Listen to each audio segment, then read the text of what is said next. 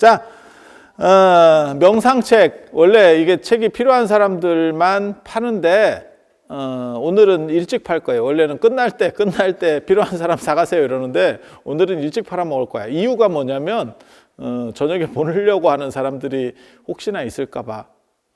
물론 뭐 그렇게 열심히 할 것 같지는 않은데, 그래서 살다 보면 그런 사람들도 가끔 있어요. 그래서 이 책이, 얼마냐면, 한 권에 2만 원, 두 권에 3만 원.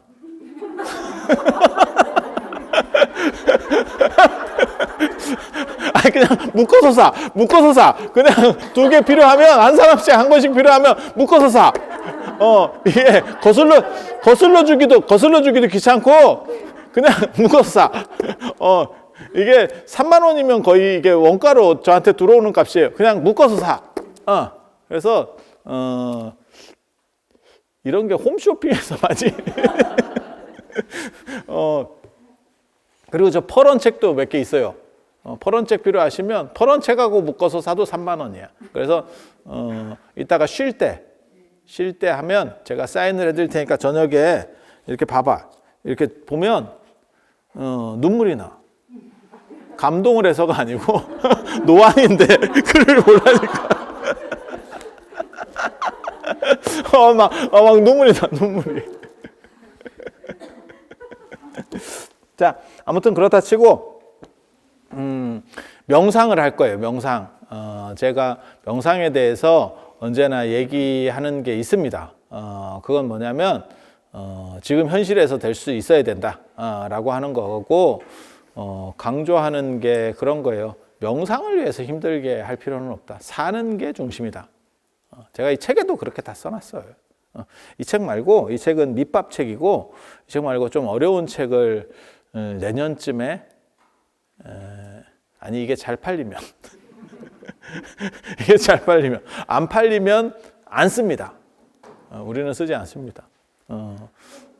저는 언제 명상을 시작했냐면 중학교 3학년 때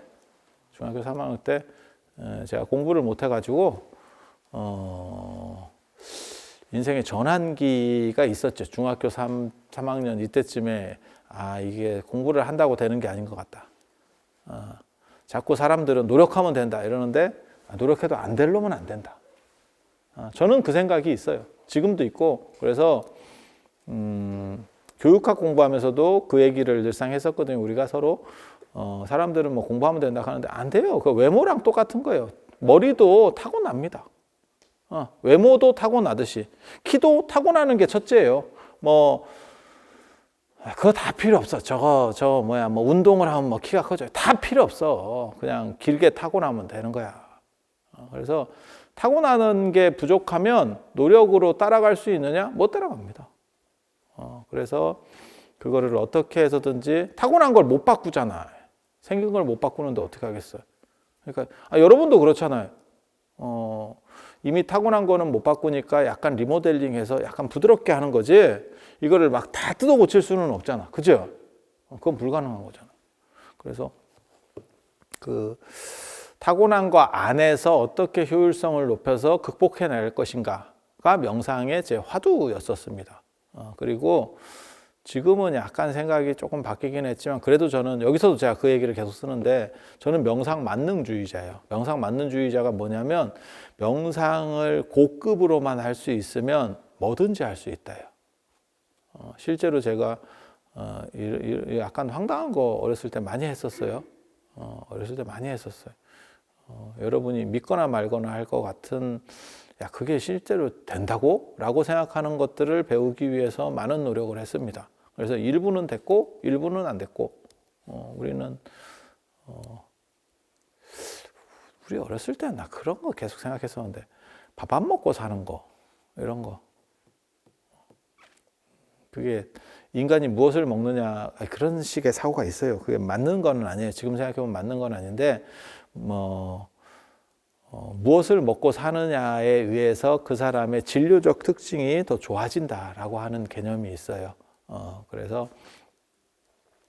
뭐 선녀는 이슬만 먹고 살고 뭐 어쩌고 그래서 이슬만 먹고 살면 그냥 메뚜기입니다. 메뚜기. 그래서 이슬 열심히 먹으면 예전에 한무제가 실제로 그래요. 실제로 한무제가 안 죽으려고 불사를 추구하면서 동으로 된 큰 소반을 만들어 채반 같은 걸 동으로 크게 만들어. 그래서 거기서 하면 한 컵 정도 나온대요. 새벽에. 이걸 이렇게 이제 접시 안테나 같이 이렇게 해놓으면 거기에 이슬이 맺혀가지고 한 컵 정도 나온대. 그거 옛날 마셨었어. 예. 잘 죽었어요. 그래서 이슬은 효과가 없구나. 이슬은 뭔 효과가 지금 생각해봐도 무슨 효과가 있겠어요. 그리고 뭐 그런 식의 일들이 많아요. 그래서 그게 이제 가뭉설인데 일종의 가뭉설인데 우리 어렸을 때도 들었던 얘기입니다. 고기 먹으면 사람이 사나워진다.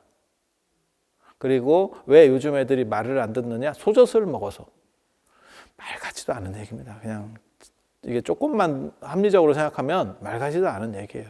그래서 제가 그런 얘기 하잖아요. 고기 먹으면 살찌는 게 아니고 모든 살찐 동물은 다 초식 동물이고 육식 동물 중에는 살찐 놈 거의 없고 아니 생각을 해봐. 육식 동물 중에 살찐 놈 거의 없고 그리고 초식 동물이 머리가 좋은 게 아니고 육식 동물이 머리가 좋아요.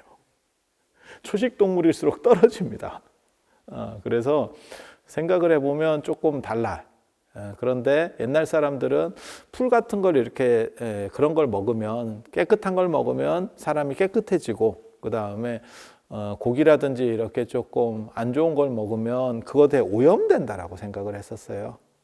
그래서 밥을 먹으면 결국 밥도 어느 순간에는 썩어서 없어지기 때문에 사람은 죽을 수밖에 없고 밥도 안 먹는 경지에 이르러야 안 죽는다. 이런 그냥 제가 보기에는 지금 생각하기에는 약간 쌉소리인데 그런 게 굉장히 많았었습니다. 그게 이제 신선술 뭐 이런 데서 제가 원래 불교 쪽을 한 게 아니고 원래 예전에는 신선 이런 쪽을 했었기 때문에 그래서 그런 걸 굉장히 잘 알아요. 아마 그런 쓸데없는 짓을 제일 잘하는 사람 중에 한 명이 절걸. 저도 안타깝습니다. 내가 죽을까 봐 걱정이야. 내가 죽으면 이런 쓸데없는 것들을 누구에게 전해줄까? 내가 이 힘들게 찾은 것들을 누구에게 다 전할까? 그래서 저는 아무튼 명상 만능주의자예요. 명상 만능주의자는 명상을 통해서 에너지를 끌어모아서 그 에너지로 뭐든지 치환시킬 수 있어서 모든 거를 다 바꾸겠다는 거예요. 그래서 병도 나을 수 있고 그 다음에 머리도 틔울 수 있고 뭐 이런 생각들을 하긴 했었는데 거기까지 명상을 못한 건지 아닌지는 모르겠는데 아무튼 뭐 그렇게까지 막 엄청나게 잘 된 건 아니야. 그런데 그렇다고 완전히 망했느냐? 아니야. 약간 사람같이 됐어. 그 전에 사람 아닌 데서 출발해서 그렇게 각고의 노력을 해서 약간 사람같이 됐어. 그래서 효과가 아주 없는 건 아니다.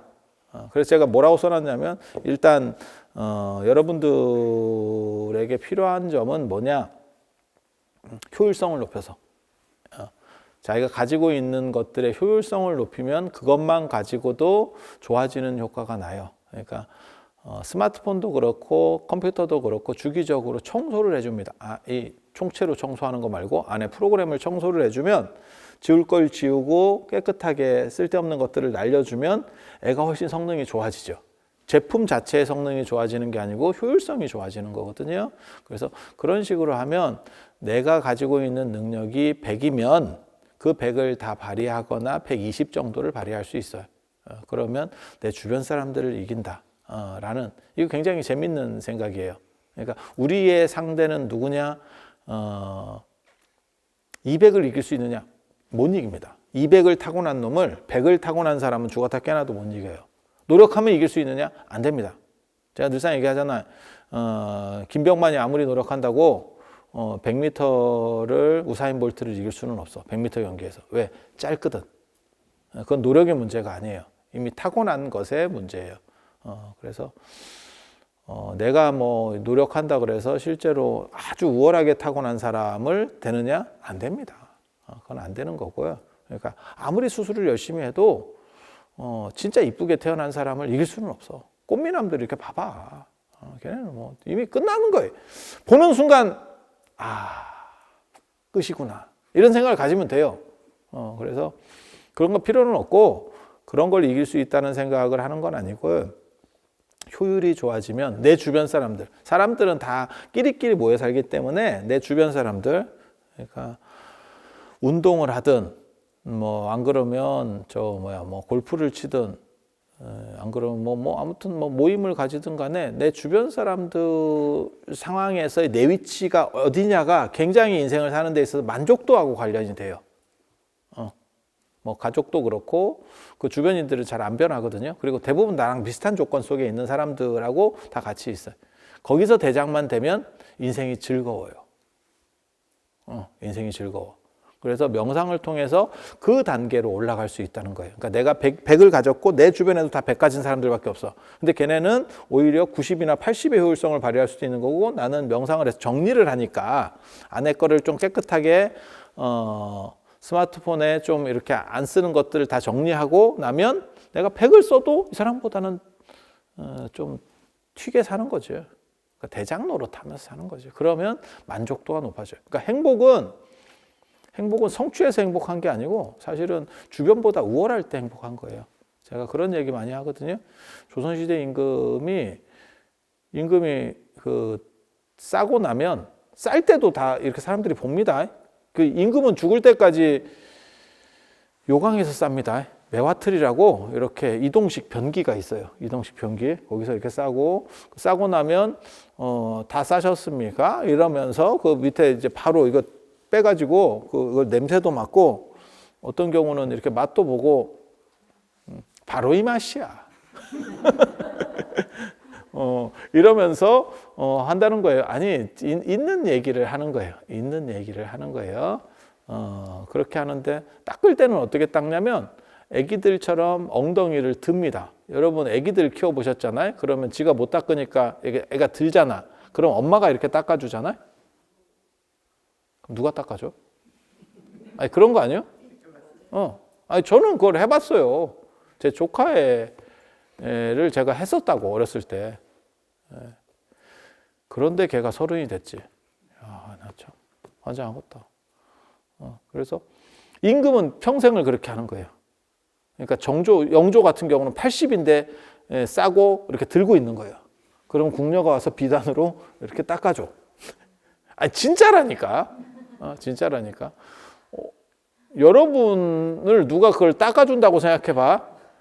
야, 그거 쉽지 않다. 야, 이거 쉽지 않다. 그치? 그거 사양할 것 같은데? 그 돈을 줘도, 야, 이거는 서비스가 아니야. 이렇게 생각할 것 같은데, 그 당시에는 그런 게 다 행복의 조건인 거예요. 행복의 조건. 그래서, 어떻게 사느냐가 중요한 게 아니고 그 남들은 다 그렇게 안 할 때 나만 그렇게 하고 있으면 그런 것들이 행복한 거예요. 그러니까 남들이 다 바라는 걸 하고 있을 때. 그래서 제가 그런 얘기 하잖아요. 스마트폰이 처음 나왔을 때 100만 원짜리 이런 거를 가지고 다니면 행복한 거예요. 더 거슬러 올라가면 90년대 진짜 벽돌폰 하나 갖고 있으면 90년대 말에 이만한 거 이거 하나 이만한 걸 갖고 있으면 그게 아령 같은 거 행복한 거예요. 전화 통화를 하느냐? 안 해요. 왜? 전화 요금 나올까 봐. 들고만 따져. 그래서 행복이라는 거는 주변 사람보다 우월하면 행복해요. 그리고 그 우월한 게 옆으로 우월하면 필요가 없습니다. 그거는 사람들이 관심이 없어. 그러니까 예를 들어서 축구 선수 뭐 이렇게 뭐 연봉도 잘 벌고 어쩌고 우리는 운동을 별로 안 좋아하니까 그런 사람들하고 같이 있으면 어쩌라고가 됩니다. 어쩌라고가 됩니다. 어쩔 건데. 근데 내가 만약에 축구를 좋아해. 그런데 그런 뭐 박지성이나 이런 선수들하고 같이 옆에 있잖아요. 그러면 완전히 달라질 상황이. 예. 축구를 별로 안 좋아하는 우리 입장에서는 저 선수가 박지성이래. 그러면 그래요. 텔레비에 보던 그 양반이네. 이러고 끝나겠지. 아니, 뭔 뜻인지 아시잖아요. 그렇게 가는 거예요. 그래서 옆으로 우월성을 발휘해 갖고는 그거는 나는 자연이다가 됩니다. 별로 안 좋아합니다. 남들이 내 주변 사람들이 다 선호하는 걸 내가 하고 있어야 돼. 그러면 행복해. 그래서 명상을 통해서 그런 능률을 발휘할 수 있으면 참 좋고 젊은 사람들 같은 경우는 스트레스 극복 이런 게 굉장히 좋아요. 사실은 명상을 하면 멘탈이 강해지지. 멘탈 강한 건 제가 진짜 우리나라에서 손꼽을 수 있을 정도로 멘탈이 강할 걸? 그거는 제가 자신합니다. 내가 머리가 좋은 거는 모르겠는데 멘탈은 강해. 그리고 멘탈 강한 사람의 특징이 자존감이 굉장히 높아요. 그래서 남들이 뭐라고 씹어도 신경을 안 쓰지. 신경을 안 쓰지. 근데 명상하면 그렇게 돼요. 그래서 젊은 사람들이 명상을 하면 자존감이 높아지면서 스트레스가 안 들어오는 게 아니고 스트레스가 들어오는데 기스를 못 내. 이게 방어벽이 너무 센 거예요. 이제 멘탈이 약한 사람들은 이게 푹 박히는 거고, 그러니까 화살이 날라왔는데 푹푹 꽂히기 시작하는 거고, 우리가 지금 멘탈이 강한 사람은 화살이 안 날라오냐? 아니, 화살은 더 많이 날라와. 우리는 숱한 화살 속에 있습니다. 그렇지만 여기 갑옷이 있기 때문에 그냥 날라와도 그냥 끝나는 거예요. 계속 이렇게 반복되는 거죠.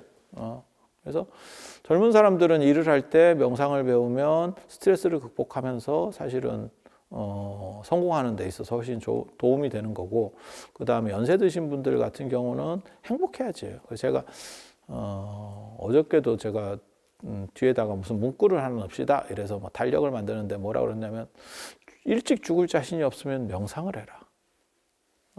이거는 제가 늘상 하는 얘기 중에 하나예요. 요즘 들어서. 그러니까 일찍 죽으면 명상을 굳이 안 해도 될 수도 있어요. 근데 지금 환갑을 내가 살아도, 환갑이어도 30년을 더 살아야 돼. 그리고 70 중반, 80이 넘어가면 독거노인화가 시작이 됩니다. 그래서 제가 그런 얘기 하잖아요. 그건 너무 비극적인 얘기인데. 부부끼리 살고 있고 애랑 같이 안 살잖아요. 70된 분이 뭐 부모와 자식과 사는 경우 거의 없잖아요. 그런데 한 4, 50년을 사니까 대화할 것도 없고 마치 외국 나가서 물건 사는 듯한 느낌이죠. 그냥 얼마예요? 뭐예요? 그냥 이렇게 한두 말밖에 안 해. 그 이상의 대화가 없어. 궁금한 게 없어. 마누라가 머리를 삭발하고 와봐라. 궁금한가? 마누라가 바뀌어도 모를걸? 밥만 계속 해주고 있으면 그냥 마누라인 줄 알 수도 있어. 그래서 제가 그런 얘기 하잖아요. 개랑 오히려 더 말을 많이 한다. 어떻게 보면 개를 키우면서. 그래서 혼자 있어야 되는 시간들이 너무 많아. 같이 있어도 혼자 있는 상황이 되는 거예요. 그래서 그런 상황들을 극복해내는 데 있어서는 자기 안에께 정리가 많이 잘 돼야 돼요. 그래서 명상을 배워서 자기 중심을 세우고, 그리고 자기가 안 흔들리는, 중심이 안 흔들리는 사람이 다 매력적인 사람입니다. 제가 이렇게 보면서 가장 이런 사람들 대단해요 라고 하는 사람들은 대부분 자기 세계관이 있는 사람들이 최고입니다. 그러니까 자기식의 어떠한 철학적 체계가 있는 사람들, 그런 사람들 안 흔들려요. 안 흔들려. 저도 그런 거 하거든요. 그러니까 제가 큰 스님들을 이렇게 찾아뵈도 두 종류의 큰 스님이 있어요. 하나는 당신 생각들이 이렇게 쫙 정리가 어느 정도 이상 돼 있는 분들이 있어. 이런 분들은 다 자기가 큰 거 하나씩을 이루고 있습니다. 그래서 그분들이 말씀하시는 게 꼭 교리적으로 100% 정통하냐? 아니, 그렇지는 않아. 우리가 보면 저거는 약간씩은 틀려 있어. 우리는 뭐 그런 것도 좀 했으니까. 그래서 이런 것들을, 주장들을 알고 있으니까. 그렇지만 자기 체험이 있고 그 다음에 자기 세계관이 있는 사람들은 그것이 약간 부족하더라도 뚜렷한 어떠한 청사진이 있습니다. 이런 분들은 사실은 안 흔들립니다.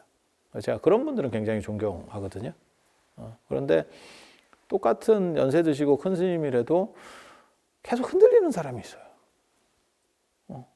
그래서 남이 말하면 그런가?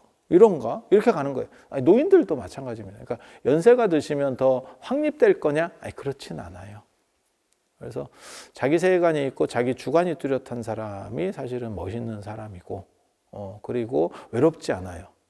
그러니까 명상을 하든 자기 주관이 뚜렷한 사람은 혼자 있어도 외롭지 않아. 이거 굉장히 중요한 거예요. 혼자 있어도 외롭지 않고 같이 있으면 부담스러워하지 않아. 예전에 논어에 보면 그 얘기 있거든요. 자로라고 하는 공자의 제자, 조폭 출신인데 그 사람은 특징이 자기는 배옷을 입고 싼 옷, 그러니까 시장에서 사오는 이런 싼 옷을 입고 남들이 비단 옷 입고, 그러니까 명품 옷 입고 있는 사람들하고 같이 서 있어도 전혀 꺼리낌이 없대.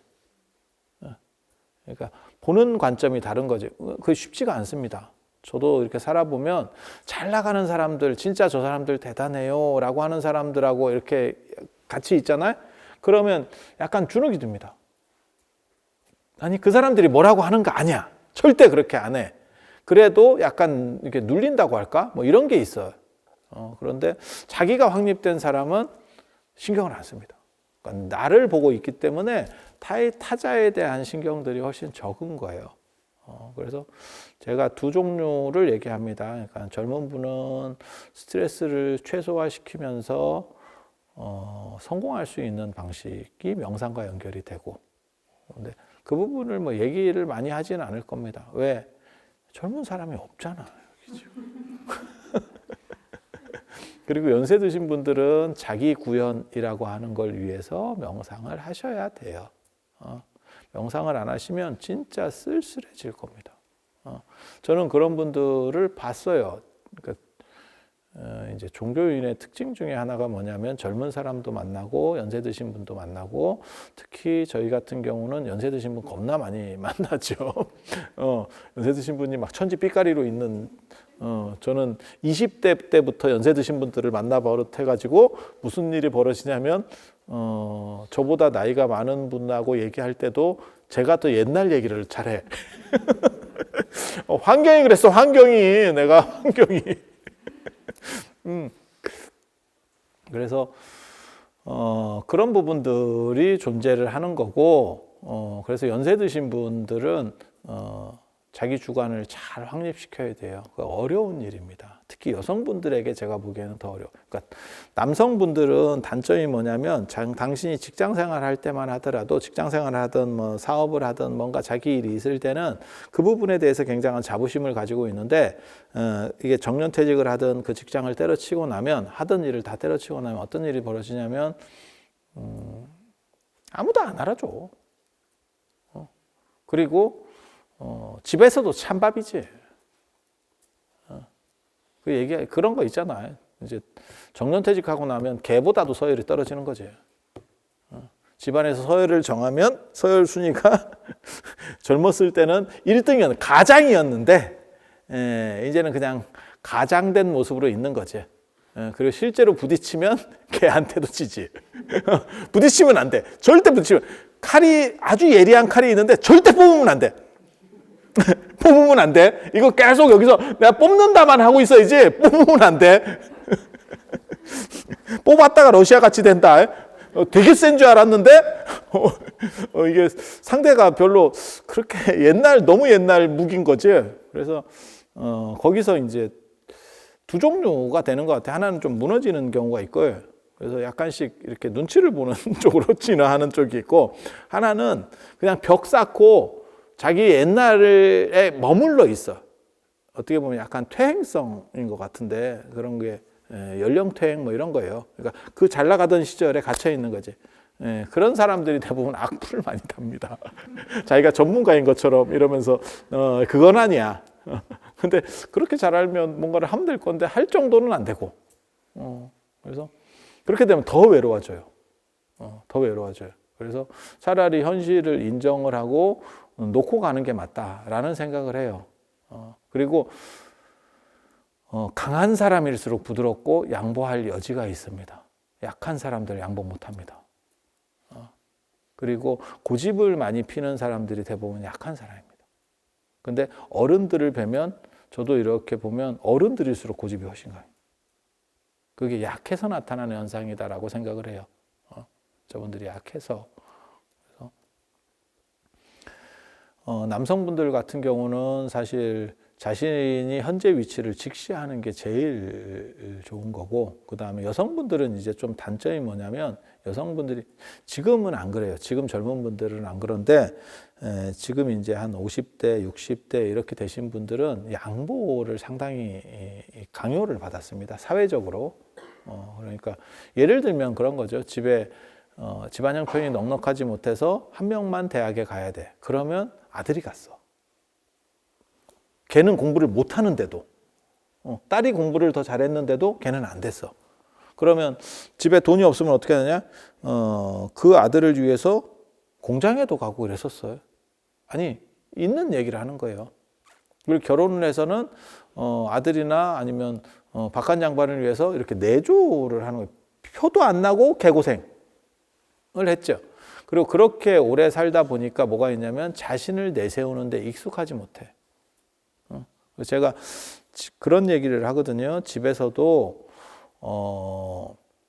여성은 자기 공간이 없는 경우가 많다. 그래서 나의 행복을 위해서 첫 번째로 해야 될 게 내 공간을 만들어라. 내가 그런 얘기를 해주거든요. 그러니까 내 공간이 없다라는 게 뭐냐면, 안방은 같이 공유 공간이에요. 그리고 그 공유 공간에서 바깥 양반 지분이 더 큽니다. 그래서 뭘 이렇게 자기가 어지러워 놓잖아. 그러면 한 소리를 들어요. 그거 좀 정리 좀 하라고. 내 화장대인데도 내가 한 소리를 들어야 돼. 야, 이게 도대체 내 공간은 뭔가? 그러면 마루가 내 공간이냐? 거실이 내 공간이냐? 아니, 딱히 그런 것도 아니야. 그래서 누가 그러더라고요. 주방이 내 공간입니다. 그래서 주방은 노동 공간이야. 그건 네 공간이 아니고 노동 공간. 그 작업대라니까? 그래서 생각을 해보면 자식은 자식 방이 있어요. 애들은 애들 방이 있어. 근데 어머니들이 내 공간이 상대적으로 적어요. 그래서 자신의 주장들을 펴는 데 있어서 상당히 익숙하지 못합니다. 그래서 회의나 이런 걸 하면 굉장히 쓸데없는 얘기를 잘 합니다. 그러니까 말은 많이 하는데 뜬금포를 잘 합니다. 그게 왜 그러냐면 자신의 위치를 잡고 주장하던 것들을 잘 안 해봐서 그래. 이게 떨어져서 그런 거 절대 아닙니다. 사회가 그렇게 만들었던 거예요. 그런데 내게 없이 다른 사람에게 자꾸 맞춰만 가는 사람은 행복할 수 없습니다. 모든 인간은 자기 거를 가지고 자기를 주장하고 싶어 하는 거죠. 그게 인간의 기본이거든. 그래서 나중에는 어떻게 되냐면 제일 안 좋은 예를 들면 남성이 나이가 들면 자기 고집 피우다가 아들들이나 애들도 별로 그렇게 상대를 안 해주니까 혼자서 그냥 방 안에서 진짜 유튜브나 TV 보다가 끝나는 거고, 그 정도로 그냥 폐쇄적으로 사는 거고, 그 다음에 여성은 그나마 노동가치가 있어요. 죽기 전까지 노동가치라는 게 뭐냐면 애들 입장에서는 여행 가려면 엄마를 후려야 애를 잠깐 이렇게 해서, 아니 있는 얘기 하는 거예요. 지금 주변에 다 봐봐. 그래서 이걸 척을 지면 안 돼. 마음에 좀 안 들어도 너무 극단적으로 가면 안 돼. 그러면 우리 나중에 여행 갈 때 안 봐주거든. 한 일주일이라도 이렇게 봐줘야 될 거 아니야. 그리고 그럼 돈으로 맡기면 되느냐? 돈으로 맡길 만한 데도 없고, 그리고 그렇게 부모님 같이 잘 성의껏 해줄 만한 사람이 어디 있어? 그건 돈으로 되는 게 아니지. 아니 그렇지 않아요? 그래서 여성은 어느 정도 이상의 노동 가치들이 유지가 되기 때문에 대우를 받는 것 같지만 실제로는 계속 그런 데 맞춰주는 거예요. 그러니까 내가 일이 있는데 만약에 내 자식이 엄마 나 이번에 지금 여행을 가는데 3박 4일만 애 좀 맡아줘. 그러면 내 일을 취소하고 이걸 합니다. 근데 이런 식의 삶이 절대 만족스러울 수 없다는 거예요. 정상적인 어머니면 내가 그러니까 개인적인 일은 거의 그런 일과 부딪히면 다 취소합니다. 그러니까 뭐 결혼식이라든지 뭐 누구 결혼식이어서 내가 그건 어쩔 수가 없어라고 하는 거는 주장을 하는데, 지금 기성세대 어머니들, 그러니까 양보하는 게 익숙한 거죠. 그런데 양보하지 말라는 뜻이 아니에요. 양보는 하지만 거기서 어떤 합리성을 찾아내서 자신을 정리하지 못하면 행복하지 않다라는 얘기를 하는 거예요. 그래서 자꾸 휘둘리다 보면 나중에는 어떻게 되냐면 손자한테도 무시를 받아요.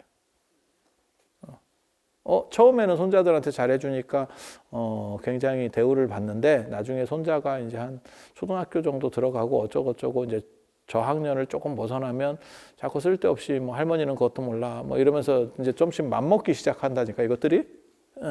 근데 그게 왜 그러냐면 옆에서 한번 봐봐. 엄마한테는 그렇게 못합니다. 걔네들도 다 눈치가 있다니까. 한 6, 7살만 돼도 다 눈치가 있어. 엄마한테는 못 버텨요. 그런데 할머니한테는 그렇게 하는 게 할머니가 계속 양보해줘서 그래. 그러니까 양보해주는 게 좋으냐? 아니야. 어느 정도 이상 서로 금을 거서 스트레스 안 받게 가는 게 좋은 거예요. 그래서 그런 부분들을 자기 정리를 할 수 있어야 되고 자기 색깔을 만들려면 기본적으로는 명상을 배워야 된다. 라는 얘기를 하는 거고 그 다음에 80이 넘어가면 뭐를 먹어도 맛이 없고 어디를 가도 재미가 없는 상황이 연출됩니다. 그래서 제가 계속 말씀드리는 게 다니실 수 있을 때 많이 다니시고 뭐 드시고 싶은 거 있으면 그게 큰 낭비만 아니면 사고 싶은 거 있으면 사고 먹고 싶은 거 있으면 먹고 할 수 있을 때 하셔야 돼요. 잘못 아끼면 지금 여러분 자녀분들에게는 이걸 설명해 줄 필요가 없습니다. 이것들은 생기면 다 써. 근데 여러분들은 그때만 하더라도 우리가 무슨 식으로 교육을 받았냐면 나라가 워낙 못 살았기 때문에 그걸 저축해야 되고 어떻게 해야 되고 그렇게 살았어. 그래서 안 쓰는 걸로 나한테 안 써서 그걸로 뭔가 자원들을 만들어 재원을 만들어야 되는 상황들을 겪었기 때문에 이게 버릇이 돼 있어요. 그래서 혼자 방에 있으면 전등 하나 켜는 거 이런 거 하지 마세요. 나 그런 사람 되게 싫어하거든. 그냥 밝게 살아. 아니 내가 무슨 뭐 책을 보는 것도 아닌데 좀 어두우면 어때요? 애들이 안 와. 애들 안 와. 그래서 아주 큰 돈을 들여서 뭐 낭비적으로 살으라. 그렇게도 얘기하는 것도 아니고 그리고 여러분들에게는 그런 얘기를 해도 절대 그렇게까지 안 갑니다. 절약이 몸에 배어 있기 때문에. 그런데 자신을 위해서 쓰는 돈은 절대 이렇게 낭비라고 생각하지 마세요. 행복을 위해서 지출하는 것은 낭비일 수 없습니다. 그리고 그게 어떤 식으로 작동을 하냐면 나중에 80세 중반이 넘어가면 어디를 못 다니거든요. 그때 자기가 회상하는 것과 관련이 돼요. 그러니까 회상폭을 굉장히 넓혀 놓지 않으면 안 돼요. 80대 중반에 죽느냐? 여기 여러분들이 대부분 90대 후반까지 갈 겁니다. 그건 원해서 가는 게 아니고요. 그냥 가는 거예요. 어쩔 수가 없어. 어쩔 수가 없어.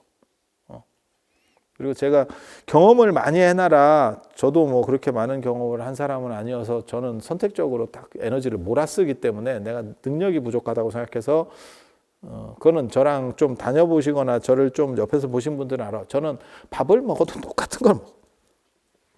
여러 가지를 막 계속 찾지 않아. 절대. 그러면 에너지가 분산된다라고 생각을 하는 거예요. 우리는. 그래서 그걸 최대한 몰아서 쓰고 그러니까 생각을 해보세요. 여러분들이 머리 헤어스타일을 바꾸잖아. 우리는 맨날 빡이잖아.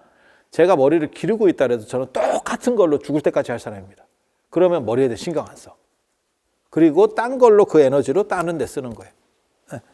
그래서 저도 많은 경험을 해보지 못한 비극적 사람이긴 한데 최대한 여러분들에게 말씀드리는 거는 많은 것들을 경험해봐라 라고 하는 거예요. 그게 간접적인 상태에 있을 때도 엄청 유리해요. 그러니까 내가 80이 넘어서 어디 잘 못 다녀. 다녀도 재미가 없어. 그건 돈의 가치를 넘어서는 거예요. 재미가 없어. 몸이 피곤하거든. 지금도 저도 마찬가지예요. 아침에 눈만 떠도 피곤해. 이런 게. 난 눈꺼풀이 피곤해. 그래도 제가 뭐라고 여러 사람들한테 얘기하냐면 눈 뜰 수 있을 때 열심히 떠라. 좀 있으면 뜨기도 어려울 거다. 얼마 안 남았다. 야, 눈 뜨는 거 얼마 안 남았다. 너무 비극적이지. 그래서 아니에요. 실제로 그런 거 있잖아요. 여행 다큐 뭐 이런 거 있잖아요. 세계 테마 기행 뭐 이런 것들 그것도 보고 있으면 내가 가본 데잖아요. 눈에 들어옵니다. 들어오는 폭이 확 달라집니다. 한 번도 안 가봤잖아요. 몰라요. 아까 내가 점심 먹을 때도 그 얘기 했는데 우리 보살님 미국에서 왔거든. 그래서 어디서 왔냐면 시애틀. 잠 못 이루는 거. 불면증에 나 그거밖에 몰라. 시애틀 나 몰라. 내가 아는 게 있어야지. 아는 거 다 쳤어. 왜 그러냐? 경험이 부족해서 그래요. 경험이 많고 다양하면 훨씬 풍요롭게 즐길 수 있어요. 그래서 제가 그런 얘기 하잖아요. 나는 커피를 하루에 그래도 한 잔 정도는 마셔요 라고 하면 힘들더라도 커피에 대해서 몇 번 정도 공부를 해보세요. 그렇게 해서 자기가 배울 수 있으면 그러면 죽을 때까지 커피 마시면서는 만족도가 훨씬 높아져. 모르는 사람하고 다릅니다. 그게. 네? 그러면 점점 이 고급이 되는 거 아닙니까? 아니에요. 우리가 음식 먹을 때 맛있는 집은 맛있다라고 생각하고 먹고 맛없는 집은 맛없다고 욕하면서 먹고 이러면서 분별하는 거하고 그런 게 다 행복이에요. 무분별이 행복이라고 생각하지 마세요. 적절하게 분별할 수 있고 그것을 수정할 수 있는 게 행복입니다. 그래서 다릅니다. 그래서 다릅니다. 그래서 여러분들에게 말씀드리고 싶은 것은 경험할 수 있을 때 최대한 경험하고 그래서 제가 그 얘기 하거든요. 제가 3가지 모토로 놓는 게 공부하고 답사하고 기도해라 라는 얘기를 해요. 그래서 조금이라도 여기서 공부는 그 학교 공부 아닙니다. 학교 공부 말고 취미로서 나를 행복하게 즐길 수 있는 공부들. 방금 얘기한 것처럼 커피에 대해서 조금만 배우면 내가 스타벅스에 가더라도 스타벅스가 최대한 균질하게 해주려고 해도 어떤 때는 야 이게 조금 좀 오래된 것 같은데 야 이거 좀 더 볶은 것 같은데 느낍니다. 애들 많이 먹어본 애들 바로 느낍니다. 우리는 그냥 라떼와 아메리카노를 구분하지. 이런 불행한 사람이에요. 이런 불행한 사람이에요. 최소한 이게 그래도 어느 동네 원둥갑다 정도까지만 가면 저는 포기거든요. 저는 미각이 거의 코로나에 안 걸렸어도 미각이나 이런 쪽이 거의 없습니다. 초탈 쪽이거든요. 그래서 저는 그런 쪽은 안 돼. 그렇지만 우리는 그 대신에 미각이나 이런 거는 잘 안 되는데 눈으로 보는 이 눈썰미는 엄청 좋습니다. 그래서 제가 미술 같은 거를 할 수 있는 거예요. 그러면 요거 딱 보면 요거는 요 차이가 있고 이게 아마 이런 생각 때문에 뭐 만든 것 같아. 그래서 처음 봐도 우리는 약을 팔아요. 그래서 저랑 답사 같은 거 하시면 아실 거예요. 이렇게 하면 뭐 그 자리에서 바로 보고 똑같이 보거든. 우리가 같이 갔거든. 근데 나는 설명을 해. 신기하게. 근데 한 번만 더 생각해 봐요. 여러분이 커피에 대해서 어느 정도 이상 이제 잘 즐기게 돼서 그걸 가지고 있어. 그러면 새로운 커피를 마셔도 있잖아요. 됩니다. 됩니다. 이거는 내가 처음 먹어보는 맛이지만 이거는 남미 것 같아. 이거는 아프리카 것 같아. 야, 이거는 동남아 것 같은데 이거 히말라야 쪽 아닌가? 거의 맞습니다. 물론 뭐 전문가가 되라는 건 아니에요. 전문가가 되면 인생이 피곤해집니다. 행복해지는 게 아니고 피곤해집니다. 그래서 그건 행복을 느낄 수 있을 정도의 공부. 공부.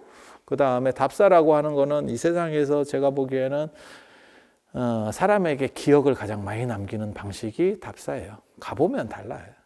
가보면 달라.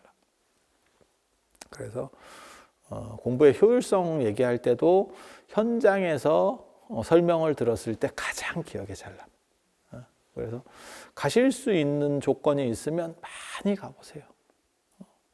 많이 가보세요. 뭐 외국도 그렇고 국내도 그렇고 많이 다녀보세요. 저는 뭐 차가 없어서 제가 많이 다니지를 못하는 사람이거든요. 그래서 저는 원래 다니는 거 싫어합니다. 원래 제 성격은 다니는 것도 싫어하고 말하는 것도 싫어하는 사람. 살라고 이렇게 바꾼 거예요. 너무 힘들어. 나 너무 힘들어. 살라고 바꾼 거라서 너무 힘들어. 체질이 안 맞아. 그래서 그런 정도 생각을 하시면 되고, 그 다음에 3번째가 그러니까는 공부하는 거하고 답사도 저는 그런 얘기를 해요. 네가 만약에 조건만 된다면 2번 가라를 얘기합니다. 같은 장소에 2번 가라.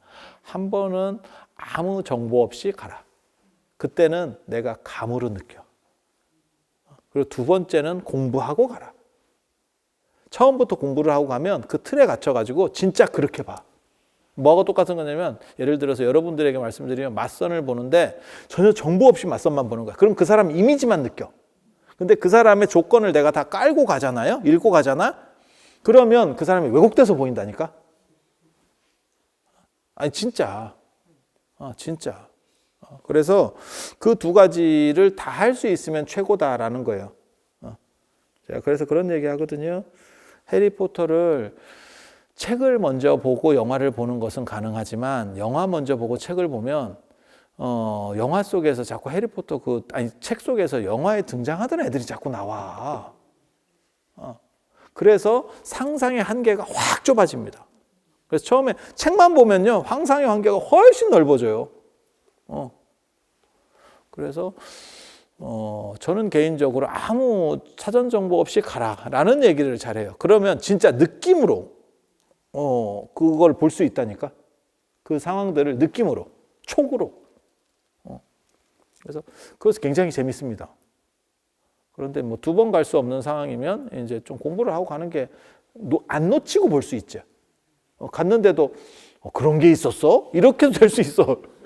얼마 전에도 어떤 스님이 은혜사에 흰지하고 까만지가 있는데, 은혜사 법당에 대웅전에 흰지하고 까만지가 있는데 그게 뭐예요? 라고 저한테 물어보는 거야. 그래서 내가 나도 가봤는데 나 흰지 까만지 못 봤는데 그런데 사진을 뒤밀더라고요. 근데 있는지 진짜 몰랐어요. 제가 눈썰미는 있지만 그렇게 작게 이렇게 어디 구석에 있는 거는 눈이 안 좋습니다. 그리고 모든 법당은 음침해가지고 눈 안 좋은데 하면 안 보여요. 정상적으로 안 보여요. 그래서 그렇게 놓치는 경우들이 있는 거죠. 그러니까 한 번밖에 못 가는 상황이면 약간 정보를 가지고 가는 게 좋고, 그래서 공부하고 답사는 연결되어 있는 개념이에요. 그렇게 해서 행복하고 만족할 수 있는, 그리고 운동도 되고, 그리고 좋은 데 가서 기도하고 이렇게 잘 문대면 팔자가 좀씩 바뀌어요. 에너지가 좀씩 바뀌어. 그리고 이제 제일 중요한 것 중에 하나가 기도하고 명상하는 거. 기도 명상은 거의 같이 가는 겁니다. 비슷한 개념입니다. 카테고리라고 보시면 돼요. 같은. 이렇게 해서 자기 중심을 잡는 거고, 일찍 죽으면 관계는 없는데 지금 우리가 오래 사는 시절이 됐기 때문에 모든 분들이 다 그런 행동을 하세요. 운동도 하시고 좋은 것도 드시고. 왜냐하면 몸이 무너져 버리면 이게 굉장히 피곤하거든. 차라리 죽으면 다행인데 안 죽어. 안 죽고 몸이 무너지면 더 문제야. 그래서 제가 어른들에게도 꼭 말씀드리는 게 무릎하고 허리 진짜 조심하시라고. 뭔 뜻인지 아시잖아요. 예. 무릎 나가면 굉장히 골치 아프거든. 예. 그래서 그런 말씀을 늘상 드리는 거고, 그렇지만 한 가지 더 여러분이 생각하셔야 될 게, 몸은 건강한데 정신이 나가버리면 그것도 굉장히 문제거든요. 뭐 이렇게 미쳤다는 뜻이 아니고, 정신이 이제 좀씩 문제들이 생기는 거죠. 그건 뭐 연세 드시면 몸이 무너지듯이 정신도 좀씩 무너지는 거니까. 그래서 이쪽 운동도 해야 된다라고 얘기를 하는 거예요. 이 운동도 해야 되고, 이 운동도 해야 돼요. 그리고 제일 비극적인 거는, 이제 치매죠. 그래서 정신훈련에 대한 것들을 어느 정도 하는 게 좋죠. 가장 비극적인 병이 치매인 것 같아요. 자기는 편하고, 주변 사람만 미치고, 자기는 살쪄요. 제가 그 얘기 하잖아요. 중풍 맞으면 사람이 좀 일찍 돌아가세요. 왜냐하면 누워서 이렇게 자꾸 하니까 스트레스 받거든, 자기가. 자기도 싫잖아, 이 상황이. 그러니까 돌아가시게 되는데, 치매에 걸리면 자기는 언제나 행복합니다. 그렇기 때문에 그 어른들이 살찐다니까, 진짜. 그래서 아직 그게 남의 일이 아니에요. 남의 일이 아니에요. 그래서 계속해서 마치 경로당 가서 고스톱 치듯이 명상을 해야 돼. 어쩔 수가 없어. 치매 너무 슬픈 병이에요. 왜냐하면 내가 가장 친한 사람들이 나를 다 싫어하게끔 만드는 병? 너무 비극적이지 않아요? 그리고 여성분들은 진짜 치매 보면 나는 그거는 보면서 야 진짜 여자는 어머니는 대단한 거구나 이런 생각을 하는 게 남편은 날아가도 마지막까지 기억하는 거 아들이야. 며느리는 바로 날아가고 남편 날아가고 끝까지. 그래서 제가 그런 얘기 하잖아요. 아들까지 기억 못할 정도가 되면 차라리 존엄사를 하는 게 어떤가라는 생각도 할 정도로 그러고 보면 진짜 엄마는 아들을 좋아하는 것 같아. 딸을 그렇게까지 기억했다는 건 내가 거의 못 들어봤어. 근데 마지막 이 배터리가 원래 치매가 어떻게 되는 거냐면 아시는지 모르겠는데 최근 기억부터 없어집니다. 이렇게 최근 기억부터. 그러니까 옛날 거 그러니까 생각을 해보면 아들보다 남편을 더 빨리 만났어.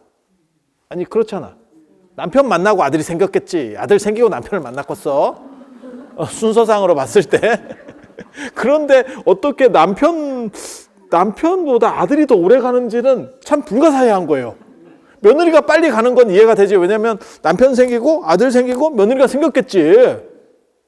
아니 그렇잖아요. 그러니까 뭐 가고 요 가고 순서대로 하면 남편이 남아야 되거든. 아들이 남아.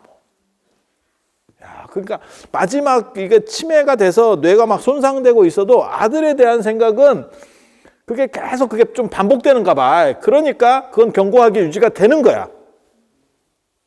어떻게 보면 너무 슬픈 거예요. 너무 슬픈 거예요. 그럼 아들이 엄마를 대우해 주느냐? 대학만 가봐라. 카톡에 엄마가 3줄 쓰면 아들은 한 글자를 대답한다니까. 그거 너무 재밌는 것 같아. 그거 너무 재밌는 것 같아. 그리고 나중에는 엄마 건 확인 안 해. 친구들 건 바로 대답하는데 엄마 거는 한참 묵힌다. 돈 준다는 거 보내봐. 그럼 바로 확인한다. 바로 대답하. 그래서 좀 슬픈 얘기예요. 그건 슬픈 얘기. 그래서 명상이라는 걸 배워서 여러분들께서 앞으로 한 30년 이상 즐길 수 있는, 자신을 즐길 수 있는 방법들을 찾아야 되고, 경쟁에서는 연세 드신 분들은 밀려날 수밖에 없어요. 계속 이겨갈 수는 없거든. 젊은 사람들한테 어떻게 이기겠어. 그래서 나를 조절할 수 있는 방식에서 행복을 찾아야 돼. 원래는 이기면 행복해요, 사실. 다른 사람을 이길 수 있으면 행복해. 하지만 이길 수 없는 구조가 도래했다면 내 자신을 조절하는 방식의 행복을 찾아야 되고, 그 다음에 나를 안정시켜야 되고, 그리고 제가 늘상 말씀드리는 거 있어요. 이 현실을 벗어나서 행복하려고 하는 거는 사실은 좀 어렵습니다. 그래서 현실 안에서, 그래서 명상이라고 하는 것도 현실을 행복하게 사는 쪽에서 도움이 되는, 아까 우리가 커피를 배우라고 제가 말씀을 드리는 예로서 든 것도 우리가 커피를 마시니까 하는 거죠. 커피를 안 마시면 배울 필요가 없죠. 그래서 현실을 잘 살기 위해서, 그리고 몸 굉장히 중요합니다. 사람들은 자꾸 정신 얘기를 하는 분들이 있는데 안 그래요. 몸이 무너져도 정신이 무너지는 거고, 정신이 무너져도 몸은 남습니다. 되게 재밌어. 어떻게 생각할 때는 정신이 그렇게 중심적이면 정신이 무너지면 몸이 죽느냐? 안 죽어요. 그래서 몸 중심에 대한 부분도 생각을 해 주셔야 돼요. 그래서 명상을 기본적인 거를 가르쳐 드릴 겁니다. 그리고 하루 동안 해도 제가 또 잔소리가 더럽게 많기 때문에, 원래 우리가 A형 송골이고 남 앞에서 얘기도 못하고 굉장히 내성적인 성격인데 어느 순간에 바뀌어서 명상 부작용으로 이렇게 바뀌어가지고 말이 더럽게 많아졌어. 그리고 나이 먹으니까 더 말이 많아졌어. 막 미친 듯이. 그래서 어른들이 술, 담배를 하락했나 싶기도 하고. 술, 담배 안 하고 나이까지 먹으면 진짜 말이 많아. 쓸데없는 얘기를 너무 많이 해. 그래서 저한테 배우면 누구 말 맞다나 돈 내고 잔소리 듣는데. 그래도 재밌잖아. 그래서 여러분들에게 기본적인 명상법을 가르쳐 드릴 건데, 그게 시간이 그렇게 많지 않아요. 하루라고 하는 게 우리가 오후에 시작해서 오후 1시 반에 시작을 해서 내일 11시 좀 넘으면 끝날 겁니다. 그래서 실제로 하루가 안 되고 그냥 사기치는 거예요. 1박 2일이라고 사기치는 거지 실제로 하루가 안 되고, 그리고 명상에 있어서 가장 기본적인 거는 많이 자야 돼요. 잠 많이 자는 거 진짜 좋은 겁니다. 그거는 제가 어렸을 때부터 계속 강조하는 거야. 내가 잠이 많아서가 아니고 실제로 제가 잠이 굉장히 많은데, 잠이 많은 게 진짜 좋은 거예요. 잠 조금 자려고 하지 마세요. 잠 조금 자는 동물이 전부 하등 동물입니다. 잠을 많이 자는 동물이 대부분 다 잠 자는 시간이 긴 놈일수록 고등 동물이에요. 진짜라니까. 진짜라니까. 그래서 무슨 뭐 저 코알라라든지 몇 종류 빼놓고는 잠 많이 자는 놈들이 아무튼 다 고등동물이야. 그리고 잠 조금 자는 동물들이 다 별 볼 일 없는 것들이에요. 지능도 떨어지고. 그리고 인간 안에서도 마찬가지예요. 잠을 많이 자는 시기에 사람들이 발전하고 다 이게 에너지가 있는 놈들이고, 잠 조금 자는 쪽들 있잖아요. 이게 발전이 없습니다. 그리고 연세 드시면 잠이 적죠. 그래서 잠 많이 자야 돼요. 잠 많이 자서 그게 발전력, 피부도 좋아. 그리고 또 뭐가 있냐면, 잠을 많이 자야 명상하는 데 있어서는 사람이 깨어 있어요. 잠이 적으면 명상하면, 제가 여기 책에도 썼거든요. 이게 숙면 유도에도 좋아요. 불면증에서 좋거든요. 왜냐하면 자는 거랑 비슷해. 그래서 잔다니까, 사람이 편하면. 그래서 그 부분 생각하셔야 돼요. 그래서 저는 많이 자는 거를 선호합니다. 그리고 여러분들에게도 최대한 많이 주무실 거를 공부할 때도 그래요. 좀 모질르는 거 놈들이 공부할 때 잠 안 자고 공부해. 근데 잠을 자면 머릿속에서 자면서 다 정리가 돼요. 그 굉장히 중요한 거예요. 뭐 그 얘기를 길게 할 거는 안 되고 나중에 얘기를 좀 해드릴게요. 그래서 잠을 일단 많이 주무셔야 되고, 그리고 저는 명상 자체를 앉아서 하는 거나 이런 거에 대해서 반대하는 사람이기 때문에, 사람이 뭐 앉아 있는 것도 시간도 있지만 바닥에 앉아 있는 시간이 도대체 얼마나 되겠어요? 요즘 사람들, 현대인들에게 거의 없어요. 근데 쓸데없이 바닥에 앉으라고 해서 더럽게 힘든 상황을 만들어 놓고 마치 그게 정답인 것처럼, 그럴 필요 없어요. 내가 행복하려고 하는 거지, 내가 극기하려고 명상하는 게 아니에요. 그래서 그냥 자빠져서 하면 됩니다. 많이 자고 자빠져서 시작합니다. 이게 명상의 포인트입니다. 그리고 뭐 호흡을 뭐 관조를 해라는 등, 뭐 호흡 가지고 뭘 해야 된다는 등, 뭐 어쩌고저쩌고 다 필요 없습니다. 정신 집중만 잘 되면 호흡은 저절로 됩니다. 그래서 세 가지를 얘기하거든요. 조식, 조신,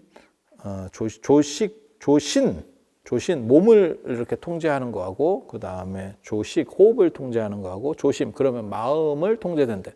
필요 없습니다. 이 앞에 두 가지 필요 없습니다. 그냥 마음만 통제할 수 있으면 직접적으로 들어가면 편해요. 일일이 다 쓸데없는 거 이렇게 체계 갖추고 다리 앉아가지고 명상 앉아서 하잖아요. 한 가지 생각밖에 없습니다. 이렇게 앉아서 15분만 딱 지나잖아요. 딱 한 가지 생각밖에 없습니다. 다리 아프다. 아니 진짜예요, 진짜. 그래서 그렇게 하실 필요 없어요. 그리고 호흡 가지고 막 이렇게 쉬고 어쩌고저쩌고 안 해도 됩니다. 최대한 편하게 직접적으로 들어갈 겁니다. 그리고 그 방법은 누워서. 그리고 어려운 건 없어요. 어려운 건 없어. 한 1시간 정도 됐으니까 화장실 갔다 와서 제가 이제 방법을 가르쳐 드릴게요. 뭐 하려고? 안 보여. 그냥 얘기를 해. 오빠 들어가라고? 오빠 들어가라고. 지금 가면 안 될까? 지금요? 근데 방송이 아직 3시부터 준비가 되는 거라서. 아, 그래? 시간이 알딸딸한데? 그러면 지금 이제 화장실 갔다 오셔서 제가 명상하는 거 기본적인 거를 좀 가르쳐 드릴게요.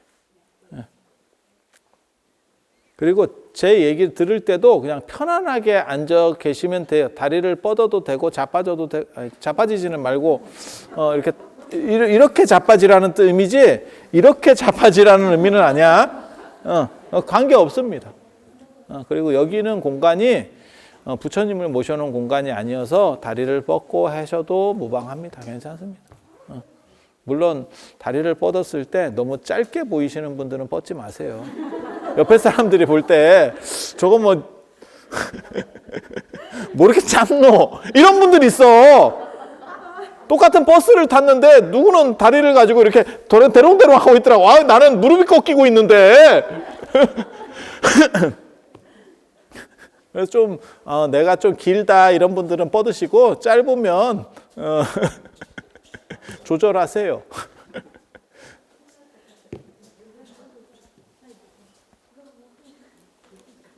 안 어려워, 안 어려워.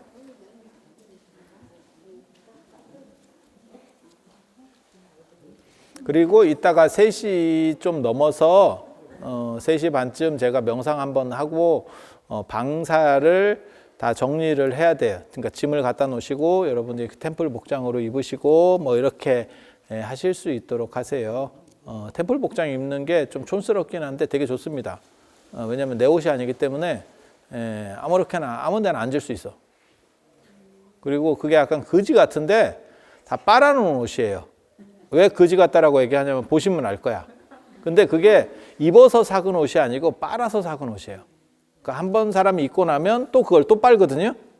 그래서 빠는 과정에서 사가 옷이. 아니 뭔 뜻인지 아시잖아요. 네. 그래서 그렇게 생각하시면 돼요.